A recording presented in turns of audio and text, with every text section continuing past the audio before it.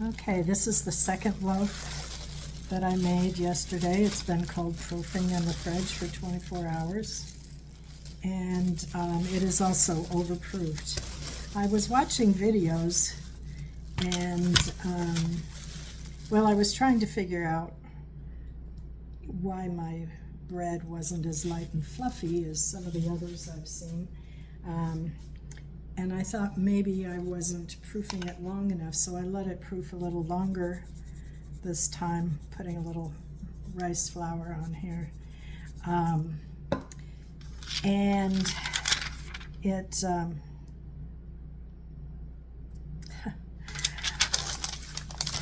it overproofed. That's just bottom line. I watched a video last night that said if you live in a warm climate, you should not let your bread get to 50% double before you bake it, or before you ferment it in the fridge, because your dough is already starting out hotter than, say, because our house is like 78 degrees. And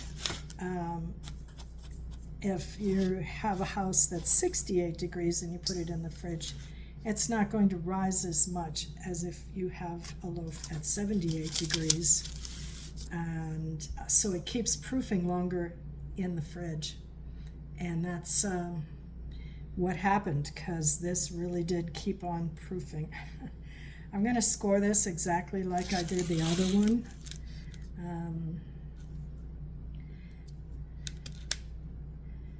Just keeping it very simple. This one was done in the mixer,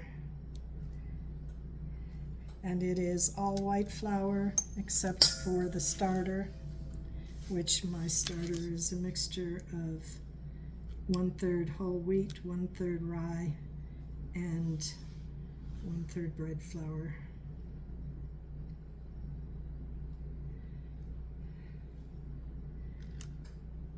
I don't know why this side doesn't break open as much as the other side. Maybe because it's already springing. I don't know. Anyway, we'll try this side now.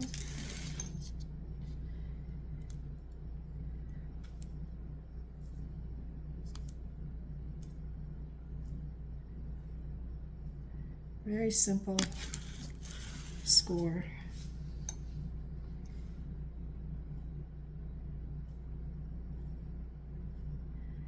So this one I'm going to bake on a pizza pan with this pan over the top of it, instead of making it in a Dutch oven. Now I'm going to score this puppy a lot deeper than I did the last one, hoping that it will help it to expand, but it's overproofed. I can tell already I'm not going to get a nice compact high loaf out of this. I'm expecting it's going to turn out pretty much like the other one. So it is what it is. This time I'm going to remember to spray it with a little water, see if I can get a little more bubbles on the surface, get a little moisture in the air. There we go. And into the oven. Okay, this is hilarious. Very flat, very, very flat loaf. Way overproofed. Worse than the first one. I don't know what to tell you. Here's the first one by comparison. This one just went crazy. So yeah, I don't know what else to say. It's just that it's overproofed. I do like the crust on it. I'm sure it'll be great bread. It'll make really good bruschetta or something, but yeah, this was not my best loaf for sure. Not my worst loaf for sure either, gotta say that. but it looks delicious. I can't wait to get into it, but certainly not proofed correctly. The dough was very wet, so it was hard to get it into a tight bowl, and that also contributes to it spreading out so much. There's almost no ear. It was just very wet, and I'm gonna have to work on that. I think I'm gonna go to a lower hydration. This was over 70% hydration, and that's pretty high for a white flour loaf. So I've got one more loaf. Gonna put it in a loaf pan. Have a little more hope for that one, maybe, because it's contained. I took one of my parchment papers and I cut slits out of the corners so that it will fit into my loaf pan. And then I'm going to put another pan on top when I bake it to mimic a Dutch oven, theoretically. So we'll see how this one comes out. Here we go.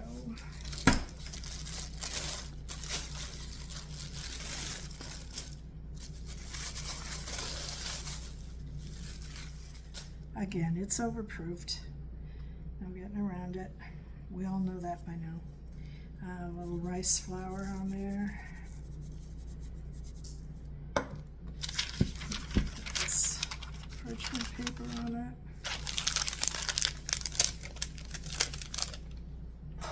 And I guess I will just scoop it right into the loaf pan.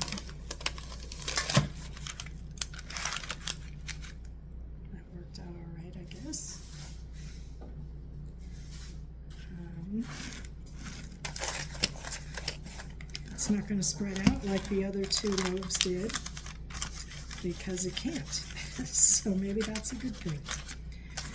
But I don't expect to get much oven spring out of this loaf. I'm going to go ahead and put the same little wheat score on it.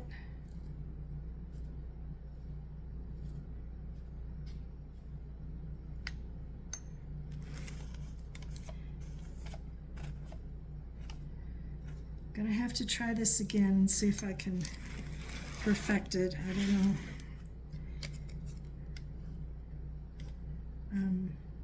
Watching a bunch of YouTube videos, trying to learn from other people.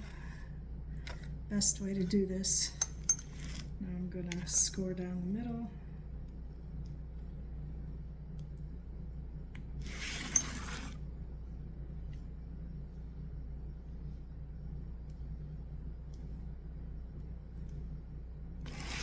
But again, I don't expect to get much of an ear. This is not my best work. Okay. We'll see what happens. I've got some clips here to hold the top on. I might regret this. They might be hard to get off when it comes out of the oven after 20 minutes, but we'll see. I think I'm just going to put 2 clips on it. I got 4, but I think 2 will hold it fine. So, into the oven. Okay, here is the finished product coming out of the pan. At least it didn't get all flat like the other ones.